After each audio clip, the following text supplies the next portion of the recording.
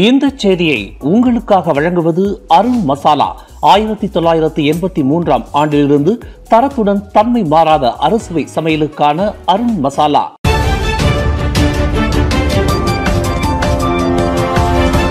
வணக்கம். திசைகளின் ஒரு மணி செய்திகள். இனவெறியையும் மதவெறியையும் கைவிட்டால்தான் மலேசியா பொருளாதாரத்தில் உயரும். அன்வார் எச்சரிக்கை.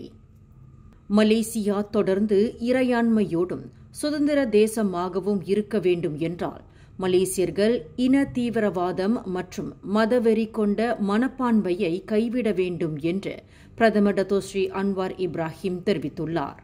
பினாங்கு பட்டவத் PICCA அரங்கில் நேற்றிரவு ஆயிரக்கணக்கான மலேசியர்கள் முன்னிலையில் மலேசிய தின உரையாற்றிய அன்வார், மத மற்றும் இனவெறி இரண்டும் நாட்டின் அரசியல் மற்றும் பொருளாதார வளர்ச்சிக்கு அச்சுறுத்தலாக இருக்கும் என்று எச்சரித்தார்.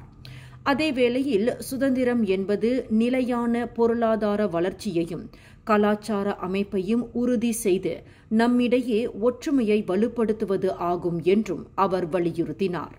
மலேசியாவின் சுதந்திரம் என்பது மிகவும் தனித்துவமானது. ஏனென்றால் அது மற்ற இனங்களின் மீதான அடக்குமுறையில் உருவாக்கப்பட்டதல்ல என்று குறிப்பிட்ட அன்வார், மற்ற இனங்களுடன் வளங்களையும் நீதியையும் பகிர்ந்து கொள்ளும் கொள்கைகளின் அடிப்படையில் உருவாக்கப்பட்டது என்று தெரிவித்துள்ளார். சரவா சூரிய மின்சக்தி திட்டத்தில் தொடர்புடைய தன் மீதான 1.25 பில்லியன் ரிங்கெட் ஊழல் குற்றச்சாட்டில் உயர் நீதிமன்ற நீதிபதியின் முடிவுக்கு எதிராக டத்தின் சரி ரோஸ்மா மன்சூர் தாக்கல் செய்த மனுவை மேல்முறையீட்டு நீதிமன்றம் இன்று புதன்கிழமை தள்ளுபடி செய்தது.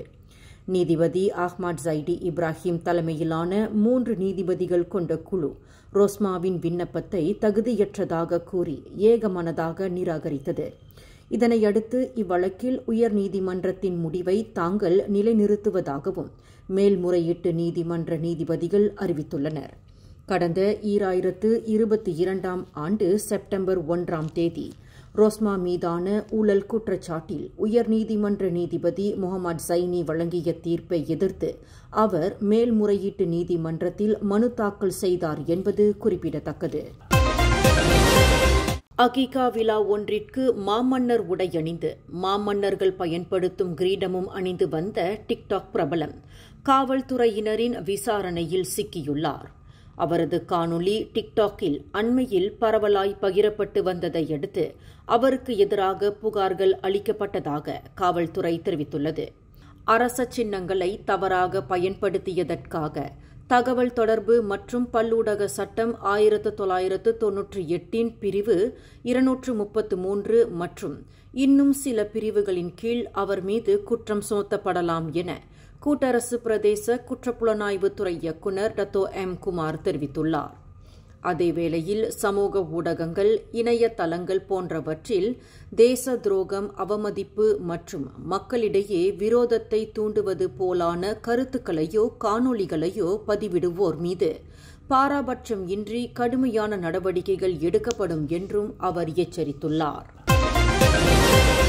ஜொஹூர் மிர்சிங் ஃபில்டா தெங்காரோ அருகே நேற்று பொருடுவா அல்சா ரக வாகனத்தினுள் இறந்த நிலையில் புலியின் உடல் ஒன்று கைப்பற்றப்பட்டதை அடுத்து 3 ஆடவர்கள் கைது செய்யப்பட்டனர். பொதுமக்கள் அளித்த தகவலின் அடிப்படையில் 28 வயது முதல் 49 வயது மதிக்கத்தக்க அம்மூவரையும் ஜொஹூர் வனவிலங்கு மற்றும் தேசிய பூங்காக்கள் துறையைச் சேர்ந்த அதிகாரிகள் சுற்றி வளைத்து பிடித்தனர்.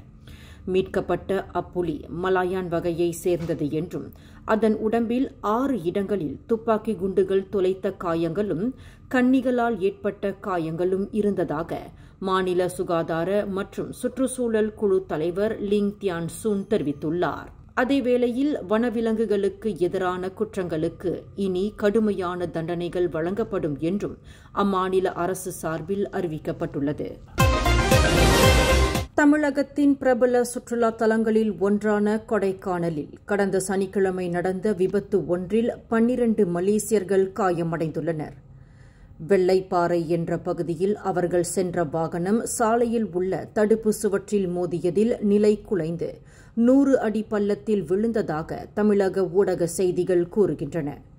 இந்நிலையில் அவர்கள் அனைவரும் மீட்கப்பட்டு அருகிலுள்ள மருத்துவமனையில் உரிய சிகிச்சை வழங்கப்பட்டு வருவதாக சென்னையில் உள்ள மலேசிய தூதரகம் மலேசிய வெளியுறவு அமைச்சிற்கு தகவல் அளித்துள்ளது. அதேவேளையில் மருத்துவமனையில் சிகிச்சை பெற்று வரும் அவர்களை தொடர்பு கொண்டு நலம் விசாரித்துள்ளது விஸ்மா புத்ரா. ஜொஹூர் சகாமாட்டில் அண்மையில் ஏற்பட்ட தொடர் நிலநடுக்கத்தினால் அப்பகுதியை சேர்ந்த 62 வீடுகளில் சிறிய அளவிலான விரிசல்கள் ஏற்பட்டுள்ளன. இந்நிலையில் அவ்வீடுகளில் வசிப்பவர்களுக்கு உதவும் வகையில் ஜொஹூர் மாநில அரசு அவர்களுக்கு தலா 3000 ரிங்கெட் உதவித்தொகையாக வழங்க முடிவெடுத்துள்ளது. அதேவேளையில் மோசமடைந்த அவ்வீடுகளை ஆய்வு செய்த பொதுப்பணித்துறை அதிகாரிகள் அவை தொடர்ந்து பயன்படுத்த தகுதியானவைதான் என உறுதியளித்திருப்பதாக மாநில மந்திரி பசார் டாக்டர் ஆன் ஹாஃபிஸ் காசி அண்மையில் நடைபெற்ற மாநில சட்டமன்ற கூட்டத்தில் தெரிவித்துள்ளார். மேலும் சகாமாட்டில் 9 அரசாங்க கட்டிடங்களும் 2 மசூதிகளும் நிலநடுக்கத்தில் சேதமடைந்துள்ளதையும் அவர் சுட்டிக்காட்டியுள்ளார். மலாக்கா ஜாலான் இண்டஸ்ட்ரி ரூம்பியாவில் நேற்று கார் ஒன்றில் 2 கிலோவுக்கு அதிகமான ஹெரோயின் மற்றும் சாபு வகை போதைப் பொருட்களுடன் ஆடவர் ஒருவர் கைது செய்யப்பட்டுள்ளார். 31 வயதான அந்த ஆடவரின் ஹோண்டா ஜாஸ் ரக காரிலிருந்து 1500 பிளாஸ்டிக் பைகளில் 2 கிலோவுக்கு அதிகமான ஹெரோயின் வகை போதைப் பொருளும் 100 பிளாஸ்டிக் பைகளில் 96 கிராம் ஷாபு வகை போதைப் பொருளும் கைப்பற்றப்பட்டதாக அலோர்காஜா மாவட்ட காவல்துறையின் நடப்பு தலைமை டிஎஸ்பி அஸ்ருல் முகமது தெரிவித்துள்ளார். மேலும் அவரிடம் இருந்து கைப்பற்றப்பட்ட போதைப் பொருட்களின் மதிப்பு 35,000 மலேசிய ரிங்கெட் என்றும் அஸ்ருல் முகமது குறிப்பிட்டுள்ளார். போதைப் பொருள் கடத்தல் தொடர்பாக பொதுமக்களுக்கு ஏதேனும் தகவல் தெரியும் பட்சத்தில் உடனடியாக அருகிலுள்ள காவல் நிலையத்தை தொடர்பு கொள்ளுமாறும் அவர் கேட்டுக் கொண்டுள்ளார். இந்த செய்தியை உங்களுக்காக வழங்கியது அருண் மசாலா. 1983 ஆண்டிலிருந்து தரத்துடன் தன்மை மாறாத அறுசுவை சமையலுக்கு அருண் மசாலா. மேலும் செய்திகளை தெரிந்து கொள்ள கீழே இருக்கும் பெல் பட்டனை அழுத்துங்கள். உங்கள் மகிழ்ச்சியை வெளிப்படுத்த லைக் மற்றும் ஷேர் செய்யுங்கள். தொடர்ந்து திசைகளோடு இணைந்திருக்க சப்ஸ்கிரைப் செய்யுங்கள்.